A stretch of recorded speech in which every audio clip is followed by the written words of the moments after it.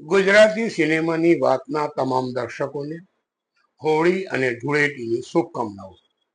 હું છું ડોક્ટર તરુણ બેંકર અને આજે આપણે વાત કરીશું આજે રિલીઝ થઈ રહેલી બે ગુજરાતી ફિલ્મો ઓલ ધ બેસ્ટ પંડ્યા અને નેહડો વિશે.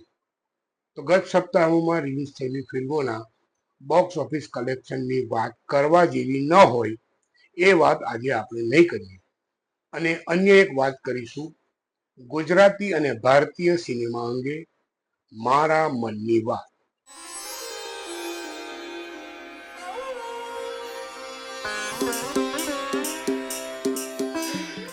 All the best Pandya typical urban Gujarati film.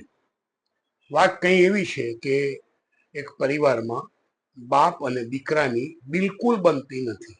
એક ઉત્તર જાય તો બીજો દક્ષિણ જાય, પરંતુ એક પરિસ્થિતિ એવી આવે કે બાપ લાંચ લેતા ઝડપાય, એની સામે કેસ થાય અને દીકરો વકીલ તરીકે બાપની તરફેણમાં ઊભો રહે.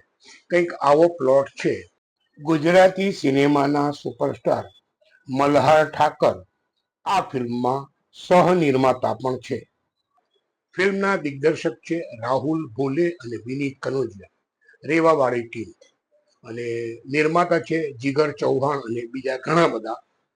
ફિલ્મના સહ કલાકારો છે દર્શન જલીવાલા, વંદના પાઠક અને યુક્તિ રાંદેરિયા.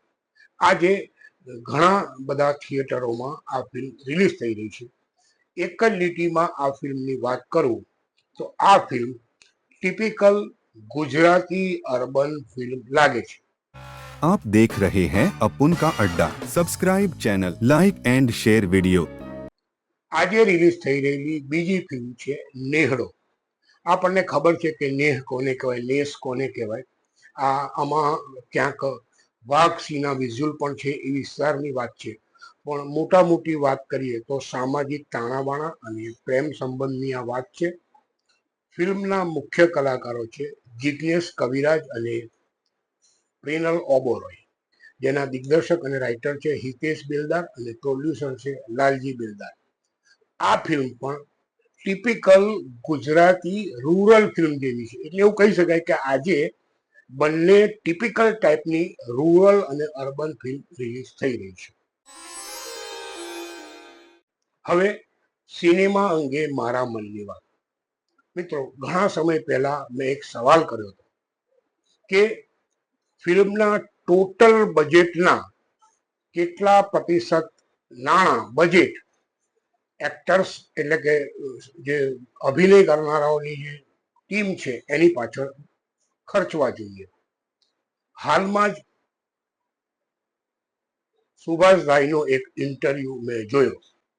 કોમલ નાહટા સાથે એમણે જે વાત કરી એમાં એમણે આ વાત કરી કે ખરેખર 10 થી 15% ટોટલ બજેટના એક્ટર ટીમ પાછળ વપરાવા જોઈએ.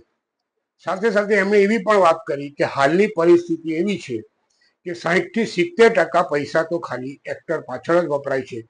પરિણામે ફિલ્મ મોંઘી બને છે અથવા તો જે સ્ટાર બેઝ ફિલ્મો બનતી થઈ ગઈ છે એને કારણે સારું કાઠું કાઢી શકતી નથી. એમણે બીજી પણ આ ઇન્ટરવ્યુમાં ઘણી બધી વાત કરી, જેમાં રાઇટરોની દુર્દશા, કારણ કે એમના મતે રાઇટર મુખ્ય છે પણ રાઇટરોને કોઈ એટલું ઇમ્પોર્ટન્સ મળતું નથી, એમની દુર્દશા છે. અને કેટલાક રાઇટર તો વોટ્સએપ રાઇટર છે, એ લોકો વોટ્સએપ ઉપર તમને સ્ક્રિપ્ટ મોકલે છે. તો આ બધી જે ઘટમાળની વાત કરીએ આપણે ઘણી વાર કરી છે. હું આજે પણ કહું છું અને ફરી કહીશ કે ફિલ્મનો મુખ્ય હીરો લેખક જ છે. જો તમારી વાર્તા જોરદાર હશે, તમે દિગ્દર્શનમાં મહેનત કરશો અને કલાકારો બહુ સારી રીતે એક્ઝિક્યુટ કરશે તો ફિલ્મ સફળ થશે. કેટલાક સંજોગોમાં એવું બને કે નસીબના બળિયા બધા ભેગા થયા હોય તો એટલું બધું સારું પરિણામ ન આવે. પણ સારી વાર્તા હશે, સારી રીતે લખાઈ હશે, સારો સ્ક્રીન પ્લે હશે, સારા ડાયલોગ હશે તો ચોક્કસ સફળતાની ગેરંટી રહેશે. સુભાષભાઈ અને કોમલ નાહટાનો આ ઇન્ટરવ્યુ, એની જે લિંક છે હું મારા ડિસ્ક્રિપ્શનમાં આપીશ. તમને જો રસ હોય તો તમે પણ એ ઇન્ટરવ્યુ જોઈ શકશો.